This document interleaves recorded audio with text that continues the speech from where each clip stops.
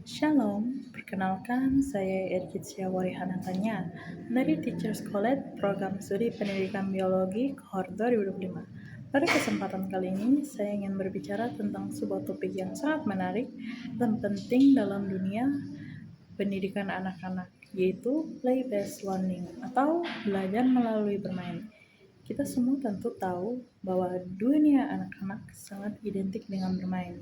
Namun sayangnya tidak sedikit orang yang masih menganggap bahwa bermain hanyalah kegiatan pengisi waktu luang, sekedar hiburan, atau sesuatu yang tidak terlalu penting dalam proses belajar. Padahal banyak penelitian telah membuktikan bahwa bermain justru merupakan bagian yang sangat penting dari proses belajar dan perkembangan anak. Kalau kita renungkan sejenak, sebenarnya apa sih makna bermain itu? Bermain adalah sebuah kegiatan yang dilakukan anak dengan perasaan senang, tanpa tekanan, dan lahir dari keinginan mereka sendiri, bukan karena perintah atau paksaan orang lain. Anak bermain bukan untuk mengejar hasil, tapi karena mereka menikmati prosesnya. Misalnya, seorang anak menggambar hanya karena ia merasa senang menggambar, itu disebut bermain.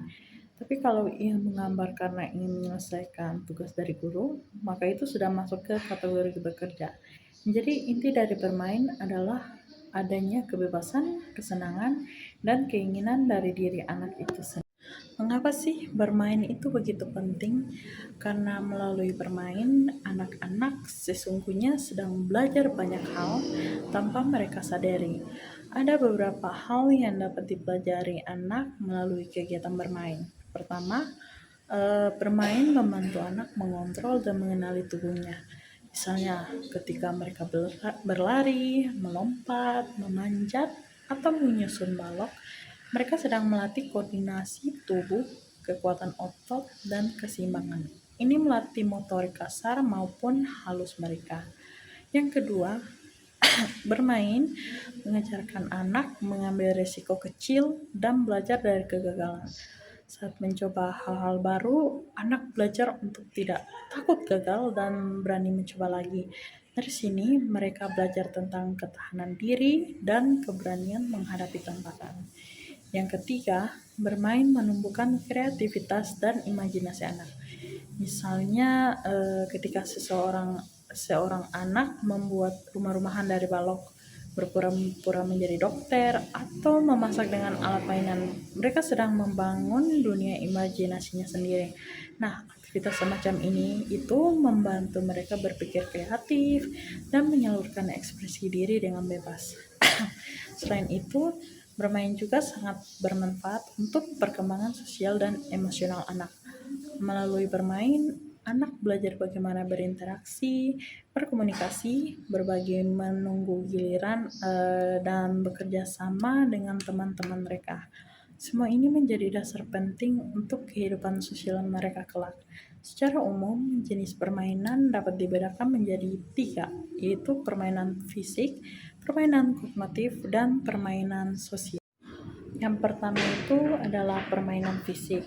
Nah, permainan fisik itu membantu mengembangkan kemampuan motorik kasar dan halus, seperti berlari, melompat, memanjat, atau bermain pasir. Nah, aktivitas-aktivitas ini membuat tubuh anak lebih kuat, terampil, dan sehat. Yang kedua itu adalah permainan kognitif. Permainan kognitif itu menstimulasi kemampuan berpikir anak-anak, contohnya bermain puzzle, menyusun balok, atau berhitung sederhana. Melalui permainan seperti ini, anak belajar memecahkan masalah, mengingat pola, serta berpikir logis. Yang ketiga, permainan sosial. Permainan sosial itu membantu anak belajar berinteraksi dengan teman. Awalnya mereka mungkin bermain sendiri, lalu mulai bermain berdekatan dengan anak lain, dan akhirnya mampu bermain bersama secara kooperatif, seperti bermain bola atau permainan peran kelompok. Dalam proses ini, kemampuan sosial dan empati anak berkembang dengan baik. Kalau kita lihat di lingkungan daycare atau tempat penitipan anak, kita bisa menemukan semua jenis permainan berlangsung setiap hari. Misalnya saat anak bermain pura-pura masak, sebenarnya mereka sedang melatih kemampuan berkomunikasi, berimajinasi, dan bekerja sama.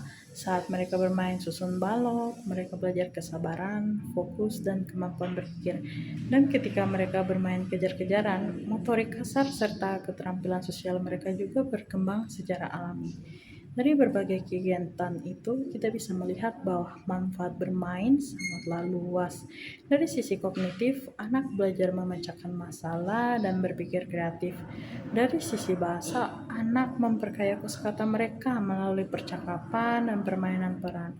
Dari sisi emosional, bermain membantu anak membangun rasa percaya diri karena mereka merasa mampu melakukan sesuatu dengan baik. Karena itu, di daycare, tugas kita bukan hanya mengawasi anak saat bermain, tetapi juga menampingi, menstimulasi, dan menciptakan lingkungan bermain yang aman dan mendukung. Kadang kita juga bisa ikut bermain bersama mereka, karena kehadiran orang dewasa yang positif membuat anak merasa lebih dihargai dan termotivasi.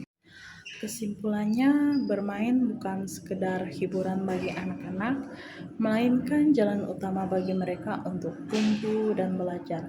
Semakin banyak kesempatan anak untuk bermain secara positif, semakin optimal pula perkembangan mereka, baik secara fisik, kognitif, sosial, maupun emosional. Terima kasih, sekian yang dapat saya sampaikan.